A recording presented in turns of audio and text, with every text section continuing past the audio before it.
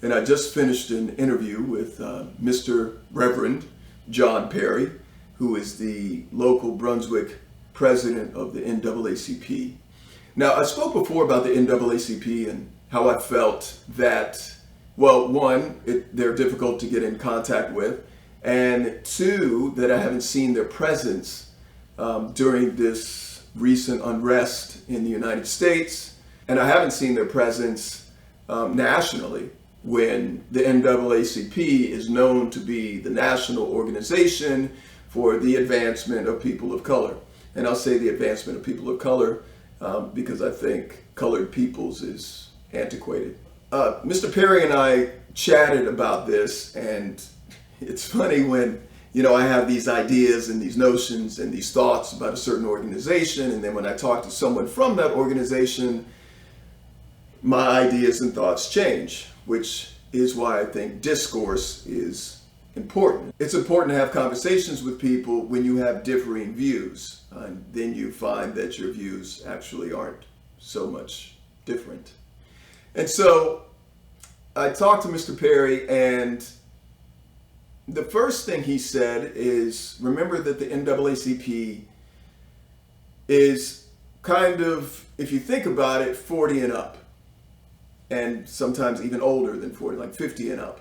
And so that's one thing I didn't really think about. And he said, in the times of COVID, 50 and up, you're not going to see their presence. And that makes absolute sense.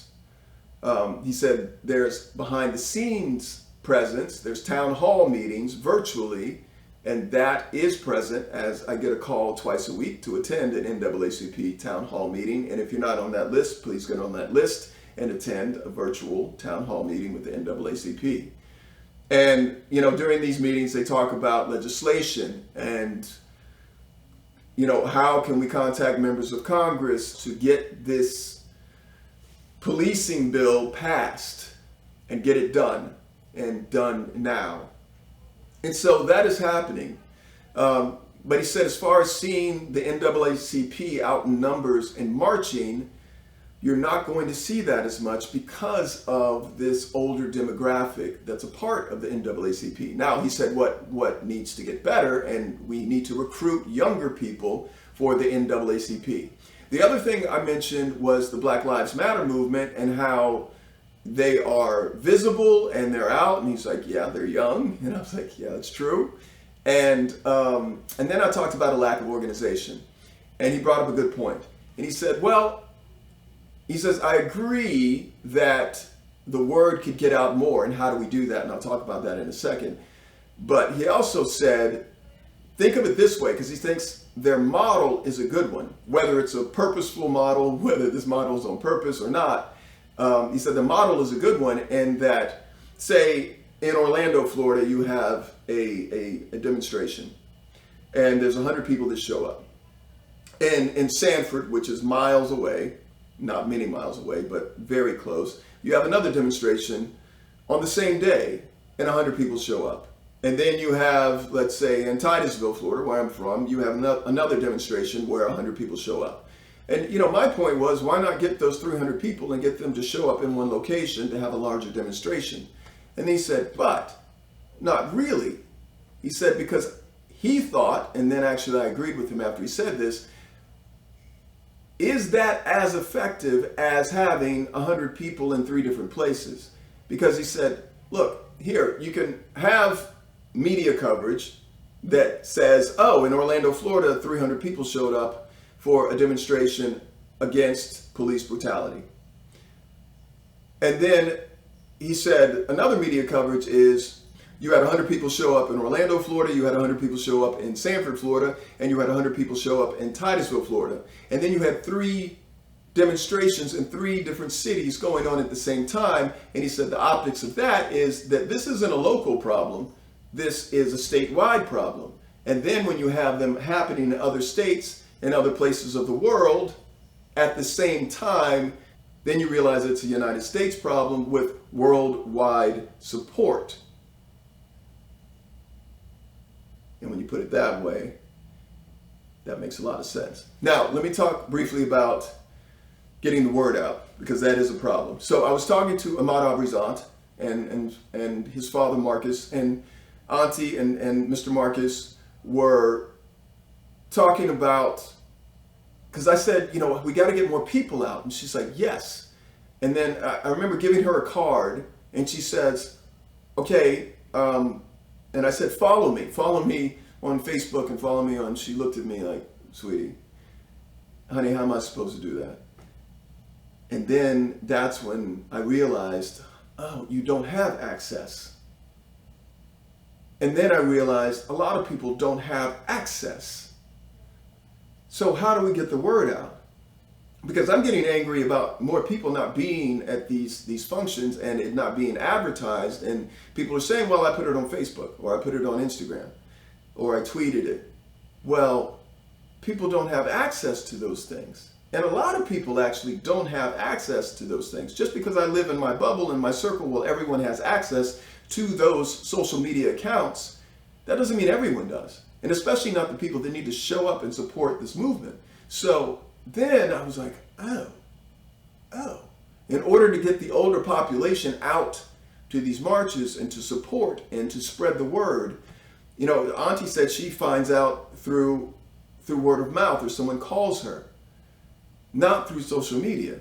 So what I've decided to do when I leave for St. Louis, I don't even know where I'm going. I leave for Louisville tomorrow, and I have a bunch of postcards, kind of flyers. I'm going to have to go into the communities and hand these out and knock on doors. And that's what we need to do. So if you're organizing a march out there and you're watching this, you can't just post it on social media. You have to go into the communities, go into the churches, and say, hey, this is happening on this day. Go to all the places where people congregate that are interested in supporting civil rights. Go to the churches, right? Go to underrepresented neighborhoods and knock on doors and hand out flyers. And then we can get more people out. So that's one thing that I'm going to try to do my part to do. But please join in, because I didn't realize that a lot of people don't have access. And a lot of people want to support, but they don't have access. And you think about social media and on Facebook, you're still in a circle. Even if you make it public, it's like friends of friends of friends. Yes, it does spread, and hopefully something goes viral so people can hear about it. But these marches and these demonstrations are happening or being organized a week before, sometimes days before.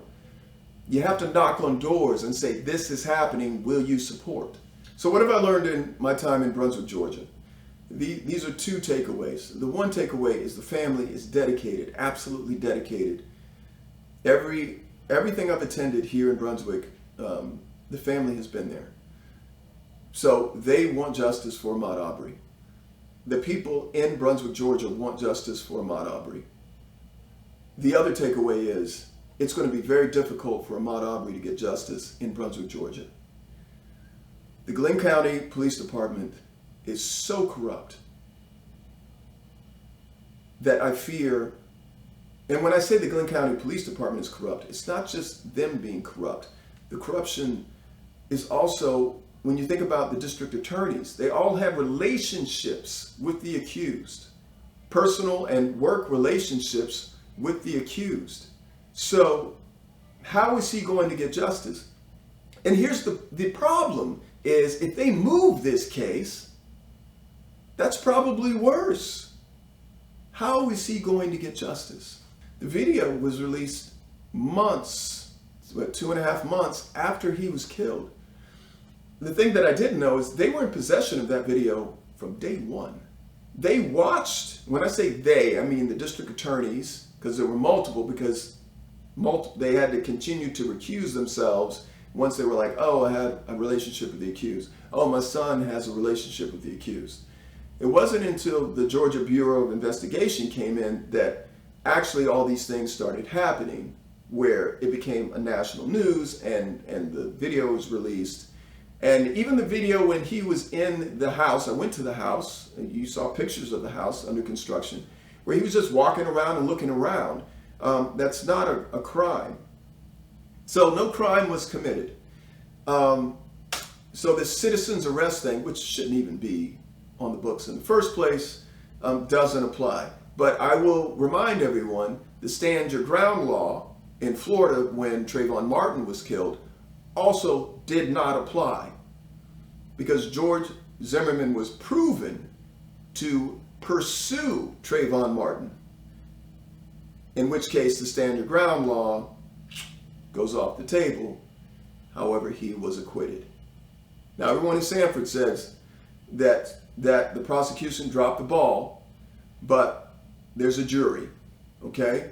And I am in Brunswick, Georgia right now.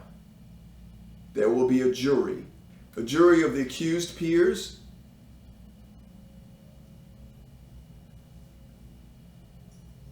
Yeah. So that's what I've learned. I've learned that the family and many citizens in Brunswick, Georgia want justice for Ahmaud Arbery. The other thing I've learned, it's going to be very difficult for Ahmaud Arbery to get that justice. And one thing that I know, if